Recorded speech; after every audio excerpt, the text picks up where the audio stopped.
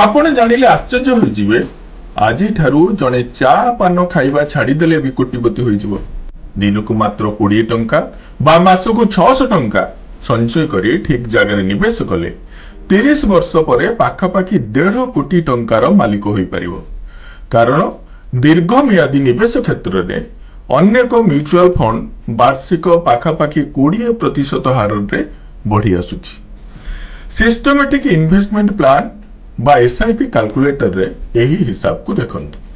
मासिक इन्वेस्टमेंट 600 टंका, वार्षिक 20% रिटर्न, 30 वर्षर निवेश अवधि, मात्र 2,16,000 टंकार निवेश हेले मोट रिटर्न हेउची 1,40,16,481 टंका।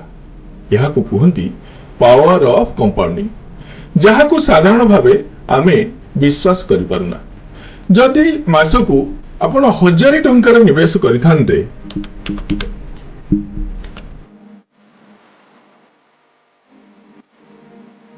कोड़े प्रतिशत रिटर्न रे 30 वर्ष पाई ताहले आपण निवेश करिथान्ते मात्र 3,60,000 टंका, किंतु आपण पाइथान्ते केते जानती 2,33,60,802 टंका। सेति पई हमकु मोट इन्वेस्टमेंट केते करिया पड़छ मात्र 3,60,000 टंका। जदि जणे 25 वर्ष बयस रे मासिक अल्प किछि निवेश करे तेबे अवसर बा रिटायरमेंट परे तांकु आर्थिक समस्या दे गति करने को पड़िबो नै। 30 वर्षर निवेश अर्थात जेते बेले तांकु 55 वर्ष होइतिबो से आर्थिक दृष्टिकोणरू सुदृढ़ होई सारिथिबे।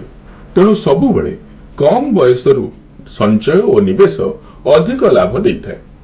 जदि आपनक बयस अधिक तेबे आपनकु कम समयर निवेश पई अधिक टंका निवेश करने को पड़िबो।